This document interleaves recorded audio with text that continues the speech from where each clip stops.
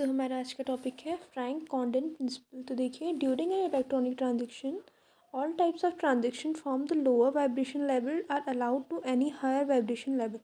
हम जानते हैं इलेक्ट्रॉनिक ट्रांजेक्शन में क्या होता है, कोई भी ऐसे ट्रांजेक्शन जो लोअर से हायर वाइब्रेशन एनर्जी में हो वो पॉसिबल होता है। Then it has found that all transaction electronic spectra not of the same intensity. और ये भी हमने देखा गया है कि जितने ट्रांजेक्शन होते हैं उनकी इंटेंसिटी क्या करती है, डिफ़र करती है दूसरे से, इंटेंसिटी सेम नहीं होती है। The relative intensity of line in a electronic spectra में be explain in term of Franck Condon principle. तो देखिए, जो रिलेटिव इंटेंसिटी है लाइन इलेक्ट्रॉनिक स्पेक्ट्रा की, इसको किसने एक्सप्लेन किया था? फ्रैंक कॉन्डन प्रिंसिपल ने। क्या कहा था? एन इलेक्ट्रॉनिक ट्रांजेक्शन, यानी कोई भी जो electronic transition that place so fast, वो बहुत जल्दी होता है, that a vibrational molecule does not changes internuclear distance appreciably during the transition. यानी किसी भी इलेक्ट्रॉनिक ट्रांजेक्शन में जो ट्रांजेक्शन होता है वो इतने फास्ट होता है कि जो वाइब्रेटिंग मॉलिक्यूल होता है वो अपनी इंटरन्यूक्लियर डिस्टेंस को चेंज नहीं कर पाता है ड्यूरिंग ट्रांजेक्शन। तो ये था हमारा फ्रैंक कॉन्डन प्रिंसिपल। और इसकी देखिए सेकंड डेफिनेशन पे हम ये भी बोल सकते हैं, movement of a nuclei is negligible during an electronic transition. यानी इलेक्ट्रॉनिक ट्रांजिशन जब होता है उस समय जो हम बोलते हैं न्यूक्लियाई का जो मूवमेंट होता है वो क्या होता है, नेग्लिजिबल होता है, यानी उसमें अप्रिशिएबल चेंज ही नहीं होता है, तो उसको हम नेग्लिजिबल मान सकते हैं। तो ये था हमारा स्टेटमेंट फ्रैंक कॉन्डन प्रिंसिपल का। आपके अगर एग्ज़ाम में आए तो आपने एज इट इज़ पहले इसको ऐसे ही लिखना है अपनी नोटबुक में, देन आप इसके स्टेटमेंट को लिख सकते हैं। उसके बाद से इसका इंपॉर्टेंट डायग्राम है और इसके केसेस हैं, केस 1, केस 2, केस 3, जिसमें इंटरन्यूक्लियर डिस्टेंस से डिफ़र करते हैं। तो वो भी हम इसके आगे वाले पार्ट में देखेंगे। तो मेनली जो फ्रैंक कॉन्डन प्रिंसिपल है ये किस पे बात करता है, relative intensity of a light in a electronic spectra. तो ये सब कुछ था फ्रैंक कॉन्डन प्रिंसिपल के बारे में। अब देखिए इसके आगे चलते हैं। डेट मीन्स, इसका मतलब है the time required for an electronic transition is so short that a nuclear do not have a time to change its position appreciably. यानी हम ये भी कह सकते हैं कि इलेक्ट्रॉनिक ट्रांजेक्शन बहुत जल्दी होता है, या उसका टाइम क्या होता है, बहुत शॉर्ट होता है, शॉर्ट टाइम में अकर हो जाता है। तो इससे क्या हो जाता है, जो न्यूक्लियाई होता है वो अपनी पोजिशन को चेंज नहीं कर पाता। This principle is closely related to the Born Oppenheimer approximation. इसका जो प्रिंसिपल है वो क्लोजली रिलेटेड किसके हैं, बॉर्न हॉपर अप्रॉक्सीमेशन के। देखिए, during absorption of the radiation, जब हम कोई रेडिएशन को एब्जॉर्व करते हैं ऑफ द मॉलिक्यूल, किसी मॉलिक्यूल के द्वारा जो रेडिएशन को एब्जॉर्व किया जाता है उससे वो एक्साइटेड हो जाता है डिफरेंट डिफरेंट एनर्जी स्टेट में, उसके और वो उसको दिखाया गया हमारे डिफरेंट डिफरेंट पोटेंशियल कर्व से। Thus, the every excited molecule can be considered as the molecule which has slightly different modes potential energy curve.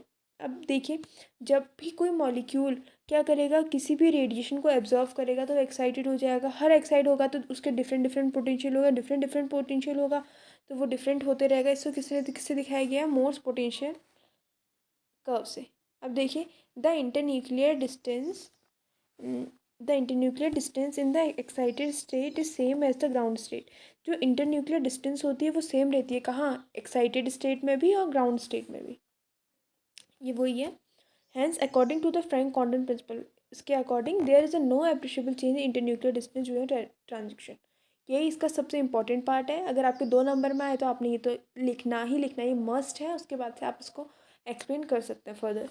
No selection rule for del V, इसके लिए कोई सिलेक्शन रूल नहीं है। And transaction occur at a position where wave function is maximum, और transaction वहाँ occur होता है जहाँ पे वेव फंक्शन क्या होता है, मैक्सिमम। देखिए, ये हमारा ग्राफ शो हुआ है। ग्राफ में नीचे की साइड है हमारे इंटरन्यूक्लियर डिस्टेंस एंड ऊपर की साइड है हमारा पोटेंशियल एनर्जी। अब देखिए, जब हम ग्राउंड वाइब्रेशन लेवल में हैं वहाँ पे का कर्व, और देखिए एक्साइटेड का कर्व, उसमें हमारे डिफरेंट लेवल्स बने हुए हैं, V0, V1, V2, then further V'0, V', ये सब बने हुए हैं।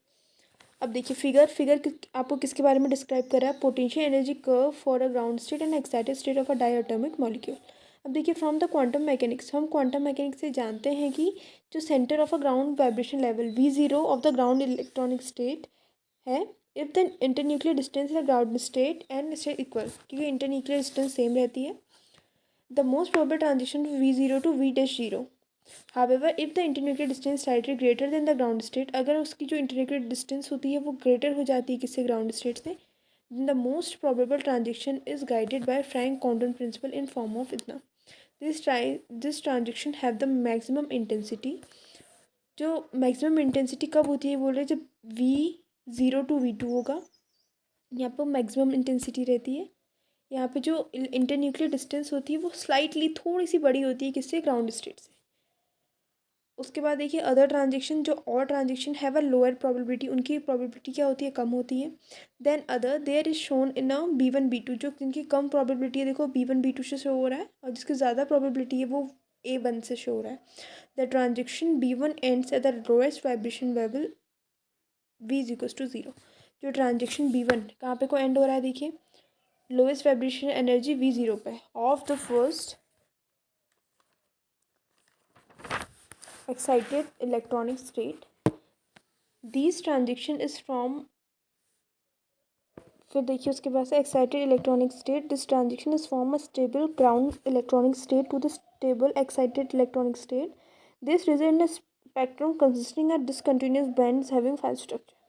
अब जो इलेक्ट्रॉनिक स्पेक्ट्रम होता है डायटोमिक मॉलिक्यूल का, इसके 3 केसेस बताए गए. The exit from a electronic spectrum depends upon a internuclear distance. किस पे डिपेंड करता है, इंटरन्यूक्लियर डिस्टेंस, जो कि रिलेटेड होती है एक्साइटेड और ग्राउंड स्टेट की. जब देखिए वो दोनों इक्वल हों, जब distance of upper limit is equals to lower limit, the most probable transition 0 to 0 indicated the vertical line. It give more intense transaction. The intensity of the transaction V01 02 03 decreases rapidly.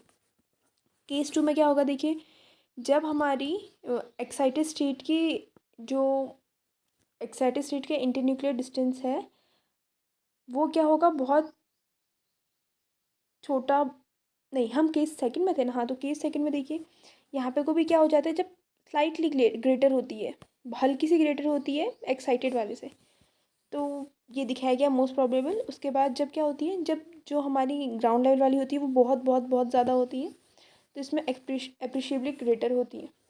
तो ये था हमारा Frank Condon principal. अगर आपके topic में आता है तो आप इतना लिख सकते हैं. मेरे अकॉर्डिंग यानी मेरे एग्जामिनेशन में मैंने जो अप्लाई किया था इतना सफिशिएंट था. और आप लोग को अगर इसके और इम्पोर्टेंट नोट्स चाहिए तो आप लोग कमेंट सेक्शन में राइट कर सकते हैं, या इसकी PDF चाहिए तो आप फिर भी कमेंट सेक्शन में बता सकते हैं. और आप, थैंक्स फॉर वॉचिंग.